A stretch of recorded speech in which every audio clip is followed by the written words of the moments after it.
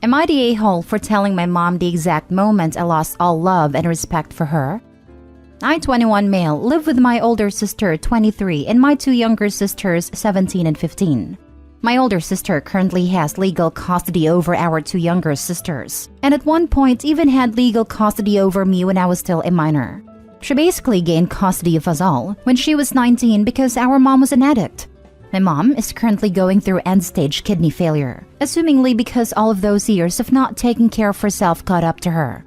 When she first started going to dialysis about 5 months ago, she put me down as her emergency contact. And at first, I just sucked it up and dealt with it because she doesn't have anyone else in this part of the country. And my older sister doesn't talk to her for reasons you can't imagine. However, yesterday when the clinic contacted me and I had to pick her up, I informed her that she needed to put someone else down because I wouldn't be answering those calls anymore, after she had her family members leave threatening messages to my older sister. This angered her, and she started going on about why I didn't love her anymore and when I stopped loving her. So I told her the exact moment I stopped loving her and respecting her was when I was 13. I had just entered high school. I was big into football and the coach at the time was brutal. He was making us practice 2 times a day at 5 a.m. and after school. I told her how I woke up one morning and she passed out on the couch off of whatever substance she was using at the time, and my older sister, only 15 at the time, was freaking out because we had no food. We never had any food. She was freaking out thinking I was going to pass out from all of that practice and barely eating. I tried to assure her that I would be fine, but she went into that kitchen, grabbed the only things we had, which were 2-day-old almost burnt rice, salt, a can of green beans, and half a chicken breast, and made me and our siblings an entire fried rice meal. She made sure I ate that morning, and I ate that meal on my way to practice crying. She had to stay home from school that day like she did most days, to send younger sister off to school and to be there to pick them up. When I got home from school that day, my sister was in the kitchen cooking dinner, and there were some groceries in the fridge that she brought with the money that she got from selling her rings that our grandma gave her to some sketchy guy that used to hang out at the convenience store, all while mom remained high and passed out. I told her that's when all love and respect for her vanished. She cried and told me that I was evil, that I'm having a moral conflict because I'm wondering if I should have been softer with her. Am I the a-hole? Info: my dad passed away of an overdose when I was 8, so he was really no better than my mom. Not the a-hole. You aren't evil. Your mother's neglect was. I wouldn't be answering those calls anymore after she had her family members leave threatening messages to my older sister. Time to go no contact with your mother and these family members. Good luck. Also, OP, I know there is some pressure because she's dying, but she left your life and role as a parent a long time ago. Do not feel guilt of any sort for cutting contact at this time. You can continue to make peace with what role she played in your life on your own. You do not need to subject yourself to more of it. Release yourself from that responsibility. Agreed. If she wants you to be at her deathbed but she never apologizes, don't go. You're letting her trample all over you one last time in her own way. You're letting them get their say on the way out without ever showing contrition. Someone here recommended the book Adult Children of Emotionally Immature Parents, and it helped me. Try it. You have a lot of resentment. Write a letter to your mom and your dad if he's around, with all your feelings in it, and then burn it for catharsis. As you watch the flames, focus on letting go of that hurt and resentment. Thank you for the recommendation. I'll definitely look into getting that book. As for our dad, he passed away of an overdose when I was 8. In this vein, I've found specific support groups online to be really helpful. General subs like this are a good gut check, but for the really specific stuff and having a safe place to voice your feelings, as a good community will have extremely no-nonsense and active mods, is huge. Just do a vibe check first. Some keywords would be adult children of addicts, and definitely read up on sidebars/intros to see if a particular place resonates with you and your experiences. Everyone's situation is a little different, and that kind of neglect will impact people in different ways even within the same family. Find a group that offers the support that you need. Next story. Am I the a-hole for telling someone they're selfish for asking a 22-year-old to become a child's guardian? My 22 female boyfriend Malcolm, 22 male, has a half-sister Elena, 12 female. They have the same dad, and he's not involved in their lives. Their moms became close friends and they were raised seeing one another, but Malcolm's mom moved abroad a couple of years ago. Elena's mom, Sandra, was diagnosed with cancer last year. She went through treatment, but it's been determined that there's nothing they can do but make her comfortable, and Sandra will pass sometime this year. She has no family, so Malcolm has spent a lot of time helping care for Elena, driving her to school, making the meals, etc. Recently, Malcolm sat me down. He said that Sandra asked to speak to him. She said she understood if the answer was no, but asked for him to take on custody of Elena, sooner rather than later. That way, she could adjust to him being her guardian before she passes. Malcolm would move in with them. Sandra had a sizable life insurance policy and an account to help him care for Elena. To my surprise, he agreed to all of this without consulting me. I pointed this out, and he said we've only been together 6 months, so I asked if he didn't feel too young for all this. He said sort of, but to do it for Elena. Without further discussion, he subleased his apartment and moved in with Sandra and Elena. Saturday, I stopped by to pick up Malcolm for lunch. He hadn't returned from work yet, so I was waiting with Sandra. We were making small talk, and she mentioned how grateful she was for Malcolm and that he was a sweet boy. I asked if he was really her only option. I mentioned his mom, and Sandra said Elena's losing enough. She doesn't want to force her to move abroad on top of everything. She also doesn't feel right asking Malcolm's mom to move back. I said I found the whole thing a little selfish. Malcolm is only 22. He shouldn't be tied down raising a child. Sandra got defensive and said she wished she didn't have to ask him. Plus, he said yes. I asked what else was he supposed to say. Sandra told me I was upsetting her and asked me to leave. Malcolm called me later, screaming at me. He said that I upset Sandra. I said I was trying to defend him and point out options she may not have thought of. Malcolm told me to butt out and to get on board with this or walk away, and hasn't spoken to me since. I saw Elena at the mall on Sunday and she just ignored me. My mom told me I screwed up big time. Am I the a-hole? You're the a-hole. I swear to God, if I see one anti-A on this thread, I lose my faith in humanity. You should listen to your mother. Sounds like she's a smart woman. Malcolm got lucky. He just got a glimpse into your soul when you let your mask slip. It is twisted under there. And cruel. For God's sake, harassing a dying woman? Really? And shameless about it no less. Lucky for him he saw that early on and hasn't spent years of his life with you. I'm genuinely confused why he hasn't made a clean break yet. Maybe he has and just can't be bothered to inform you. It's one thing for the OP to break up with Malcolm because she feels too young to help raise a child or be in a relationship with someone raising a child. But what an a-hole to think she has the right to interfere after just 6 months of dating. I think he has dumped her. I suspect get on board with this or walk away meant that if she didn't call with an apology, he was assuming she was walking away. You're the a-hole. You've been seeing him for a few months. That is his sister. It's not up to you to decide it is selfish for a dying mother to ask family to become a guardian. Honestly, you are not only selfish, you are asking a family you barely know to uproot a child who is going to lose her mother, to move that child abroad so that you can have your boyfriend all to yourself. Selfish, entitled, and arrogant all in one move. Fact is, this mother has a death sentence.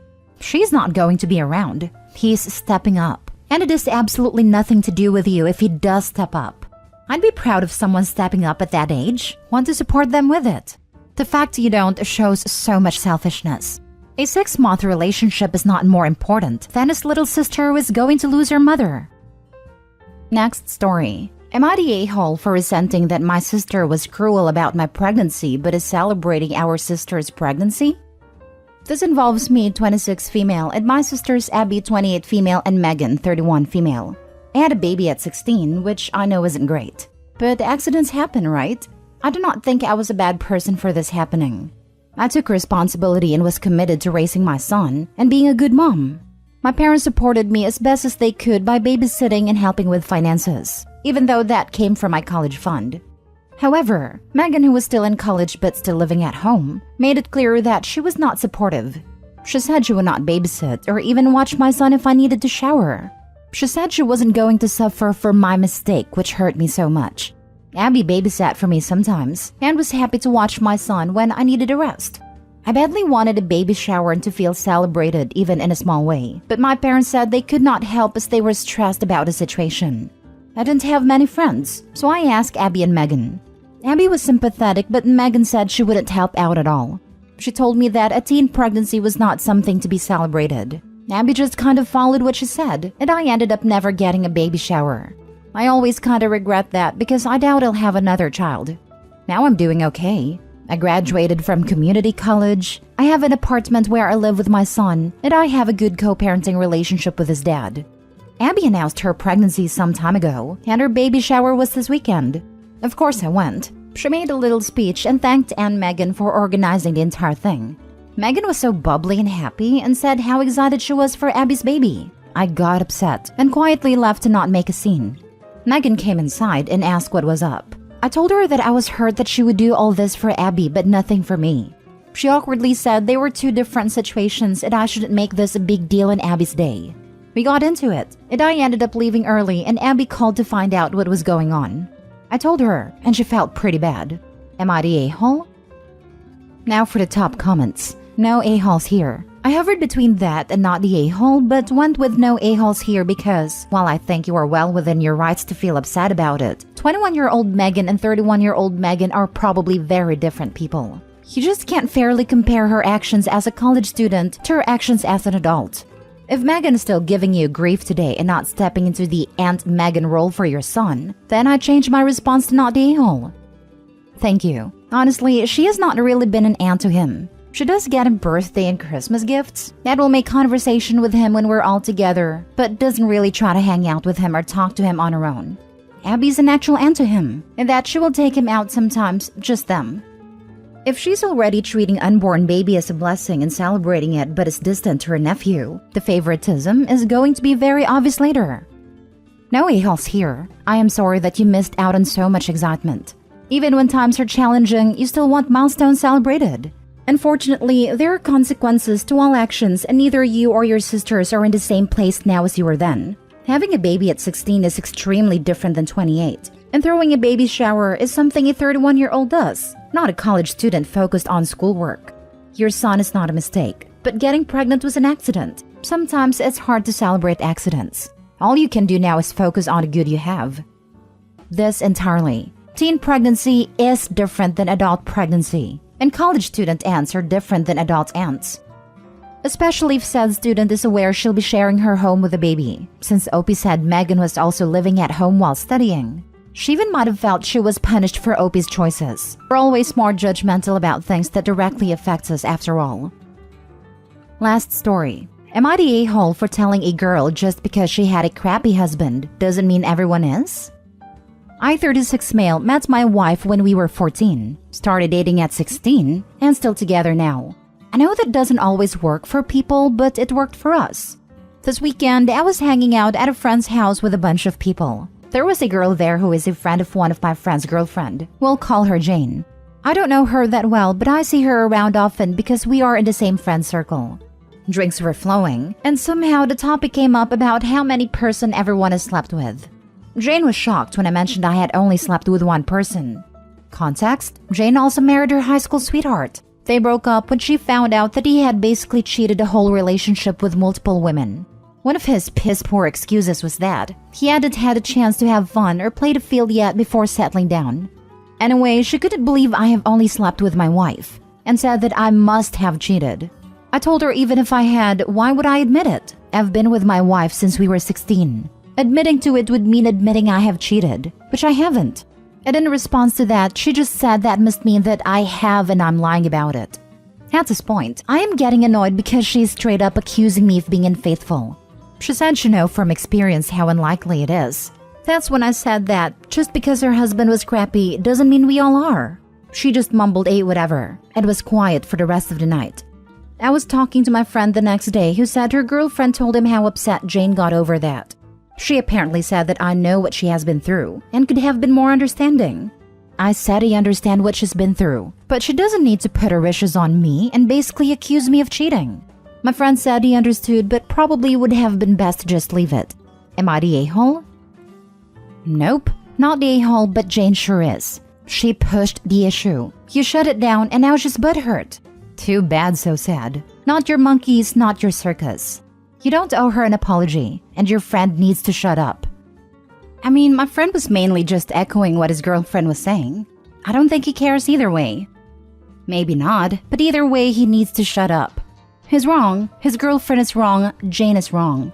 They're all a-holes here and you are not. Not the a-hole. Some people have a romantic partner their whole lives. Jane may have had a rough time, but her projecting that onto OP and trying to accuse him of cheating was not cool. She should apologize to him, and not the other way around.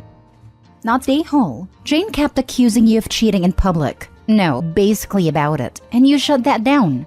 You wouldn't have had to do that if she hadn't brought up and pressed the issue. How could you have been more understanding or left it without leaving her accusation hanging unaddressed? The general consensus seems to be that I could have just denied it, that I didn't have to bring up her experience. My response to that was that I did deny it, but she didn't drop it until I mentioned her ex-husband. Mission accomplished if you ask me. Exactly. You didn't stir anything up. She did by continuing to push. She refused to drop it until she got an answer she didn't like. People like your friend are the worst. They want to score points as peacekeepers, but always at your expense and never their own. If they're not willing to defend you, then they can shut up about you defending yourself. Instead, they want you to tie your arms behind your back so you're easier to hit. That's toxic just for your information. You're allowed to defend yourself with the same energy being thrown at you, especially after you first tried to defuse the situation. Stealing this because I always have a hard time explaining that people are too cowardly to stick up for someone, then they don't get a say in how that someone sticks up for themselves, especially if they aren't in the wrong.